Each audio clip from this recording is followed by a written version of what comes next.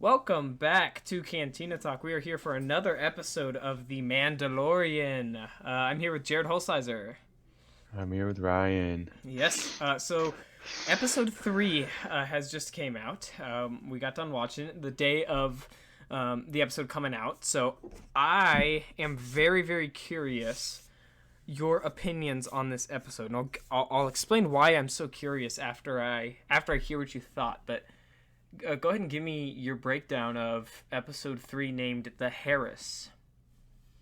Um, I liked it. I think it's probably my favorite episode this season so far. Um, and I like that it like kind of it drove the plot a little bit further, which is kind of what we wanted from our last week's uh talk on the Mandalorian. Right, So, right. Definitely. mhm. Now we're gonna talk spoilers, obviously. So if you haven't seen the episode, please go watch it. Come right back. There's a lot of spoilers to talk about, so we'll get into it. The first one being Bo-Katan. So my question to you is, have you ever heard of this character before? Is the first question. I believe you've mentioned her. She's probably in the Star Wars Clone Wars TV show. Am I And correct? Rebels, yeah, correct. Or Rebels, yeah. No, she's in both, yeah. Yeah. So yeah, I think I've heard of her from you. I don't know a whole lot about her, but Right. So I noticed her name. definitely, yeah. So me and Eric had both obviously seen Clone Wars and Rebels, and so we freaked out when she came on screen. We were super excited. The second we saw that helmet, we just were like, "Oh, this is really happening," which was Hmm. awesome.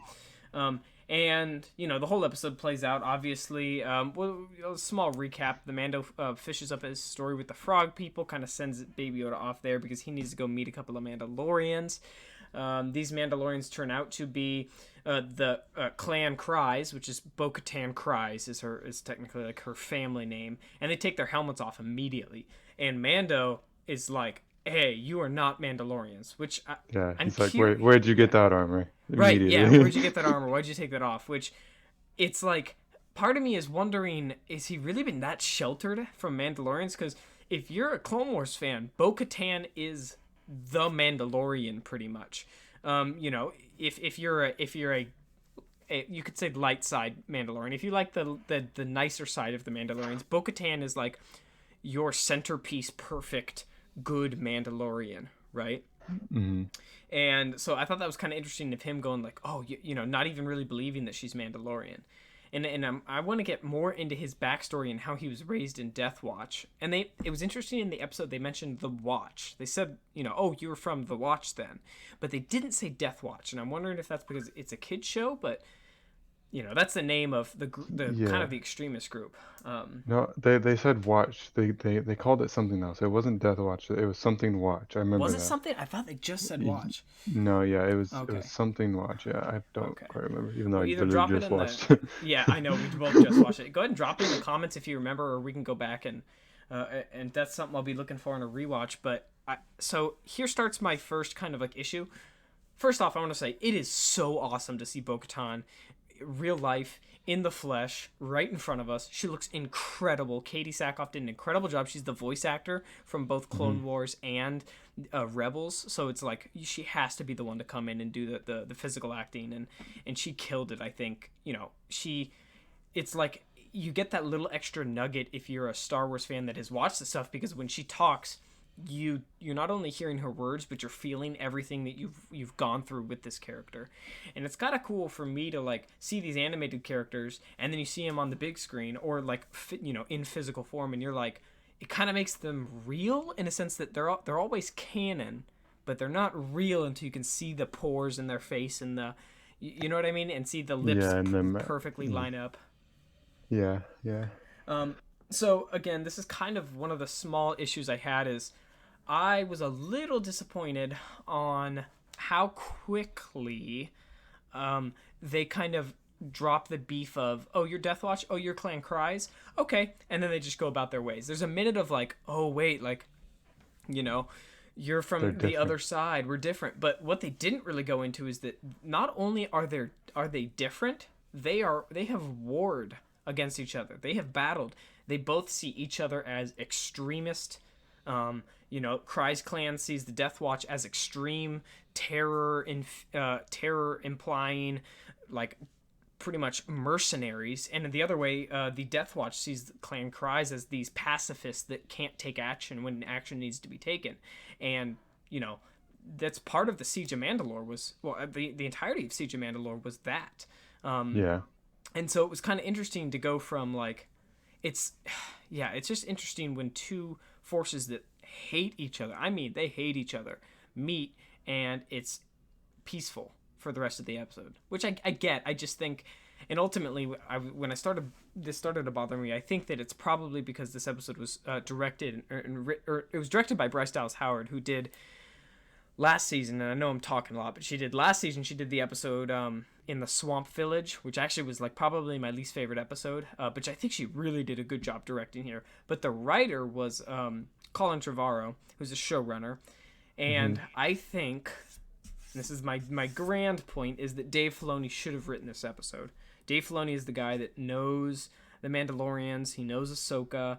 They're his baby in a sort. After Boba Fett was wearing his armor, he was the one to come in and be like, all right, I'm going to reshape Mandalore into this creed, these people.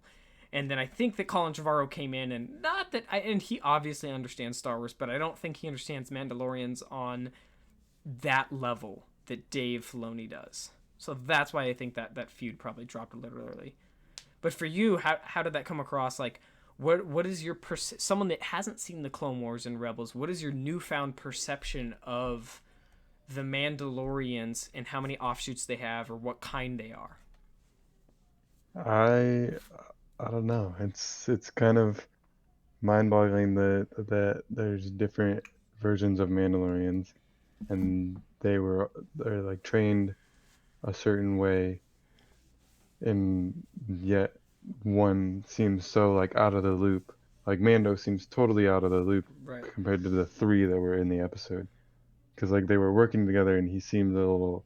He didn't seem like when they were in combat, he didn't seem like he was himself. Like he's usually solo fighting, and he's here fighting with a group. Yeah, and So fighting it well as a was. team. Yeah. Oh yeah, definitely fighting well. So it was kind of weird seeing that, but I Yeah. don't know. I Yeah. liked it. Good. Yeah. And at first I was kind of like, oh, I'm not too sure. And then I started having the feelings of like, oh man, is this show just fan service? Is this show just, oh, you like this character? Cool, we're going to throw them right in the mix. Because, we got that with obviously Boba, we got that with Bo-Katan, Kryze, and now we're going to get it with, I mean, they name drop Ahsoka Tano, which Yeah. is quite literally at this point in Star Wars world, right, post Episode 6, she is the strongest Force wielder in the entire galaxy. Outside of probably, now that we know Palpatine was technically hiding in the outer regions, but she's absolutely the strongest Force wielder. I mean, she was like one of the, she was a Jedi, and she was outcast by them obviously, and became like kind of the poster girl for the gray Jedi. But they dropped a bomb on Star Wars fandom when you're saying that you're gonna see Ahsoka Tano live action. I mean, for some people, she is like a lot of people have her as their all-time favorite Star Wars character for very good reason. I also talked with this about Eric. When we got done with Clone Wars and Rebels, I looked at him and I said, if you counted up the most screen time for any character, so a character that has been on the screen in Star Wars, Ahsoka Tano's got to be top 3.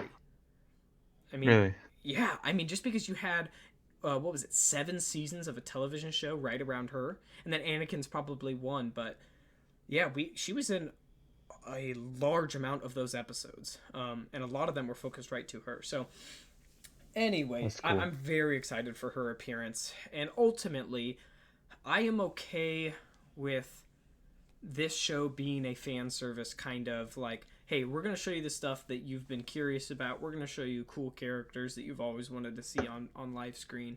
I'm all good for that. And then we can have our really good directed and really like artistic written movies be like Rogue One, and we'll have that movie be our like, oh wow, this movie's written well, paced well, it's the perfect war movie, like stuff like that. Like, Yeah. ultimately, because I was kind of having a problem and tell me what you think about this. And I know I am talking a lot in this episode, but I got very excited when I saw Bo-Katan. And then my mind started racing all the other characters we could see. But do you think that this show is coming across like a bunch of, like, Mando, go talk to this person. That person says, oh, go talk to this person. That person says, oh, you got to do this quest for me. But then I'll tell you where this person is. And that person knows the location of someone you might want to know, because the person that I know that knows that person will know someone else. And it's like, it's starting to feel a lot like, all right, we're just going to chase, we're going to chase this string until eventually we get to a finale that'll probably be really important. I felt like that as well. It's just kind of weird how they did that. Like he's always meeting these new characters. He has a quest with them, and then they send him off to a different person, and it's like the same thing over and over, which is Right. okay, but I don't know. Yeah, well, Kind I of weird. think it's okay if you have a Boba Fett, a Bo-Katan, and an Ahsoka Tano throughout your season, because then you get the hardcore Star Wars fans. I'm not even really hardcore, just people. I mean, you know who Ahsoka Tano is. I mean, you might not have a Yeah, great love for her, but you know who she is when you hear the name, I imagine. And so yeah, when you get those cool moments, I get those cool moments. But someone like my dad and my mom, are they getting those cool moments when they watch this show, or are they just seeing, oh, that Mandalorian guy's just going talking to someone else who's talking to someone else? But yeah. I feel like I feel like that's pretty accurate. Like somebody that's not hardcore Star Wars is gonna be like, oh wait, he's just doing this again? He's just going somewhere else again? right, right. But again, like, man, I'm kind of in that boat that, like, again, a lot of when you hear a lot of people when they hear the word fan service, they clench up and they go, oh, that's not good. And I'm on the fence that I like it. I mean, that's what this is, and that's what all fandom is you have to service the fans, or else the fans aren't going to be around anymore. So when you tell me that we're getting fan service this season, I strap in and I say, cool, let's see it all, right? Yeah. So I'm ready for all of it. The next thing that I kind of want to talk about probably is Baby Yoda. How do you think he was done in this episode? Did you, or I guess we should call him the child, but how did you like his dealings? I felt like it was another episode where Mando did his thing and he was just kind of put on the back burner. Although props to Mando for finally being a decent father of the child. Right. Yes. No. I agree, and I kind of like that. We actually saw the child develop a little bit when he sees what those eggs turn into, and he's kind of playing Yeah. around with it. I don't know. That was kind of a cool moment, but he's still just a meme machine. I mean, that meme machine is chugging away as Oh, hard as it can, 100%. Yeah. and I'm okay with it at this point. I'm just kind of like, cool, yeah, wake me up on the child train. Wake me up when we get to some plot stuff about him. But Yeah. until then, I'll sit with my fiance, and she can laugh at all the little child moments, and I can watch for the Bo-Katans of the season. So, and I think I actually want to write up something, probably not an article, but a kind of a essay about this show being the Trojan horse of Star Wars, because I really think it is. Because I had that thought, I was like, I think this is the show that goes, hey, moms and dads that don't like Star Wars, or hey, people that you probably don't like Star Wars, but look at this cute little baby Yoda. He looks like Yoda. He's a baby. Come watch the show. Come Hmm. watch the show. Come watch the show. And people go, all right, yeah, yeah. And then they tune in and they go, oh, this is kind of fun. Yeah, I'll watch this. And slowly they start saying, hey, there's this character named Bo-Katan. You could probably watch more of her in the Clone Wars if you wanted. And hey, here's this character, Ahsoka Tano. She's really important. She was Anakin's apprentice, and then all of a sudden my dad knows who Bo-Katan Kryze is, which if you would have told me that 5 years ago, I would not have believed you in a million years if you told me that my dad was going to know her name. Yeah, that's So true. ultimately, I mean, that's got to be a good thing. As long as they're doing service to the characters, that's a good thing, right? Yeah, definitely. I agree. Yeah, I think you're right. It's gonna bring a lot of people that haven't really seen Star Wars on board, which is cool. Right, right. And then, I'm sure that Clone Wars is going to go up. You're going to get a lot of people that goes, oh, Bo-Katan, that's cool. And then they Google her, and then they find out, wait a minute, Bo-Katan's in like 38 episodes of some animated television show. I should watch that, and then hopefully jump in and do that, because yeah, Clone Wars and Rebels is some of the best Star Wars we have.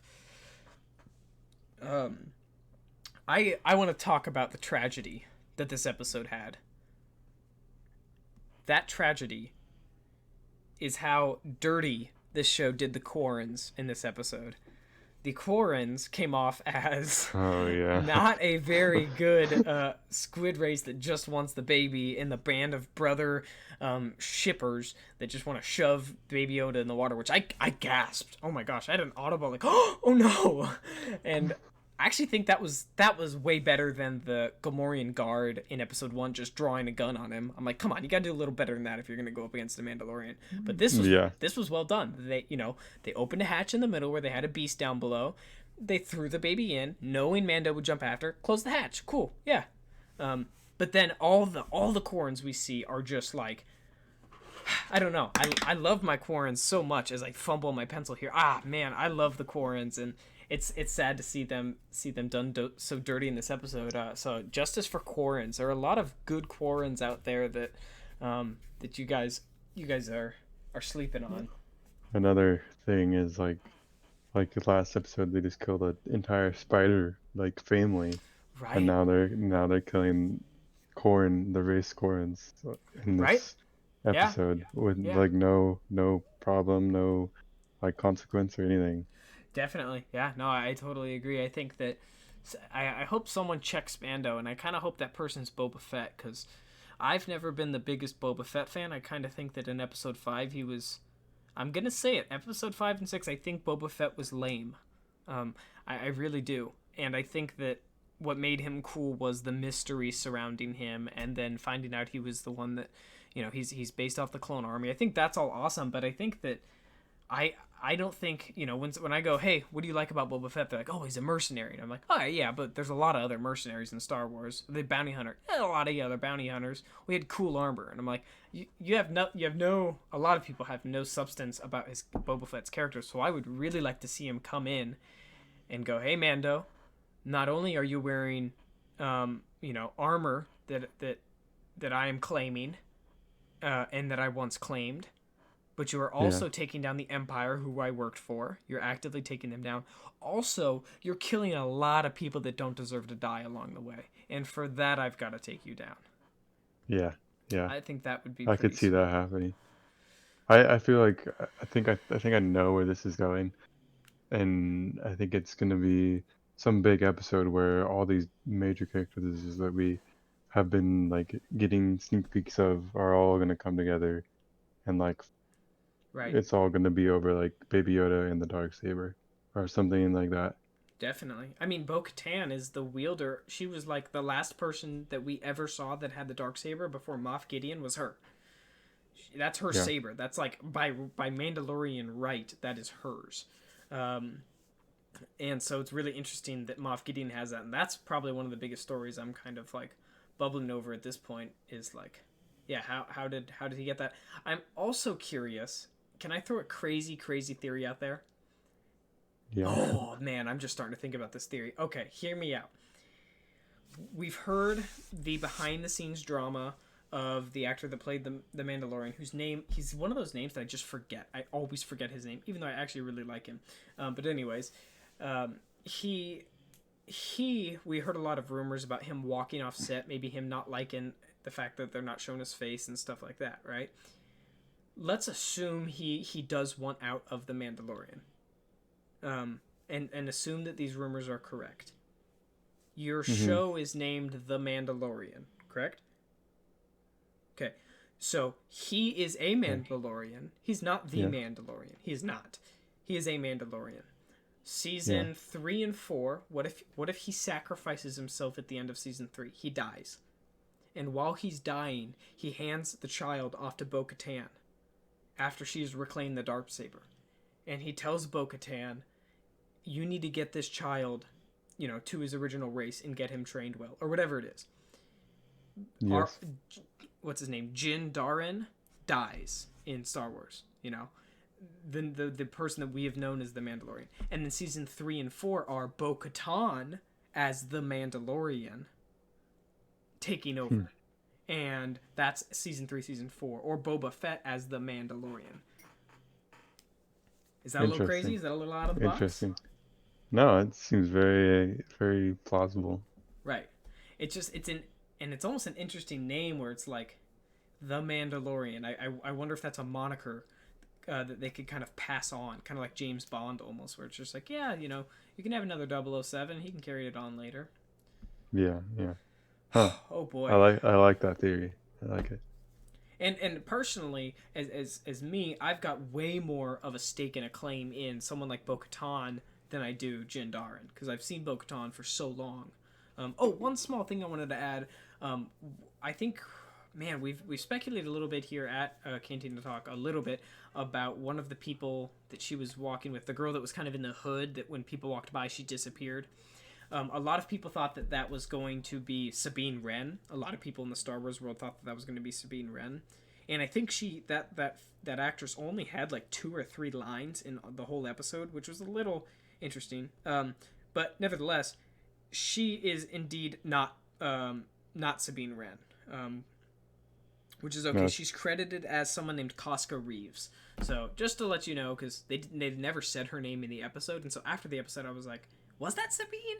Who was in Rebels? Great character in Rebels. So just putting that rumor, and that's kind of fun because actually coming into the season, I had heard a lot of, hey, Sabine Wren's going to be in the season. Sabine Wren's going to be in the season, and then this episode comes out, and her face, in the dark cloak, is all over I think it's even the picture for the episode.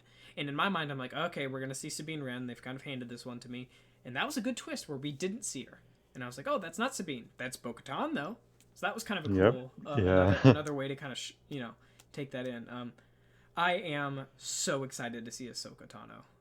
I mean, Oh, yeah, I'm this is excited to gonna see her be. too. And I just rewatched Sin City 1 and 2, and the actress that's going to play Ahsoka Tano are in both those movies, and she is incredible. So I'm pretty excited. What all do you know about Ahsoka Tano? Then we can wrap up here.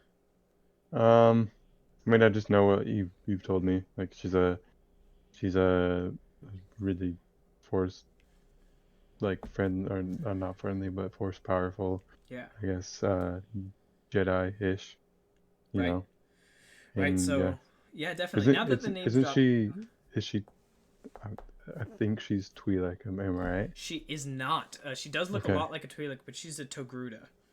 Togruta. It's Okay. kind of like a subspecies of the Twi'lek. It's the one where they're I think the names are Lukes, like the things that come off their back, the little stringy hair Yeah, yeah. things. They're called Lukes, and hers are like almost like zebra patterned rather than and they start way higher up on the head, like near the face. But for a lot of people that don't know who Ahsoka Tano is, but loves the Mandalorian, maybe you're listening to this, and we can wrap up because this episode's getting a little long. But ultimately, she was Anakin's apprentice for a very long time, and she followed him through a lot. And then the Jedi Order, and spoilers for Clone Wars, the Jedi Order framed her for a bombing at the Citadel, and she did not do this bombing, and they obviously she was innocent. And then after they found out she was innocent, they're like, "Oh no, come back. We'll make you. You can be a Jedi Knight. You can be a Jedi. We'll consider on the council." And she's like, "No, I'm out of here. You guys framed me for this. You guys are getting corrupt anyways. I'm out." So she left for a while. She came back to help with the siege of Mandalore. She single-handedly kind of helped with the downfall of Darth Maul, and his comings back. And then finally, she shows up in the Rebels TV show, and she faces down Darth Vader. And there's a moment in Rebels, which is one of the greatest moments in my Star Wars history, where she cuts Vader's mask, and she sees that it's truly Anakin. She'd always kind of suspected, and Yeah. she calls out to Anakin, like, "Anakin, come back to me, come back to me." And Anakin thinks about it for a second. You can see it in his eye, and I think Wow. that moment is the death Ooh, of that just Anakin gave me the Skywalker. chills. Dude, That just gave me the chills. I'm gonna send you the scene right after the episode because it is, and she's in tears. It is one of the greatest episodes. Yeah. So, anyways, that's who she is. So she's gonna play a major part into this. Hopefully into the Mandalorian. There's also rumors of her own TV show coming later, so we will see about that. But is there any parting thoughts? If you could give this, what are we gonna do here? If you could give this, how many jetpacks, Mandalorian jetpacks out of 10 would you give this episode? I'd probably give it like a 8.5, 9. 8.5 jetpacks. I like it. Maybe nine Yeah, jetpacks. Cool. yeah, Yeah, I'm gonna yeah. go with 8 because I think some of the writing's starting to frustrate me a little bit, but ultimately, I'm still here for awesome Star Wars adventure with crazy, shocking moments of like, one more small thing. I wish that next season, and this is so hard to stop, but I really hope they put a bottleneck on all these casting announcements. I don't know how you do it, but when people are coming out and you see people's agents being like, yeah, Boba Fett's gonna be, like Tamora Morrison's agent was like, yeah, he's playing Boba Fett, and you're like 4 months before the show comes out, you're like, dude, come on. And Yeah, then it you kind of see you kind see of spoils it. right, and then Rosario Dawson, I think she announced that she's playing Ahsoka Tano 2 months before the show starts. So you're like, all right, cool, that's fine. But yeah, so Yeah, next season, if you're gonna have a Obi-Wan show up in this show or something, which I would again do it, let's see it. You gotta try to be a little bit more subtle, I think. yeah, definitely. I agree. Awesome. All right. Well, thanks everyone for tuning in. Leave a like. Yeah, drop down in the comments what your rating was. You guys can correct us if we got anything wrong, because that's totally a possibility. Again, Cantina Talks all about learning Star Wars and kind of developing our fandom with each other when we're right and when we're wrong. So, until next week, when we cover episode 4, we may be talking Ahsoka Tano next week, which would be really exciting.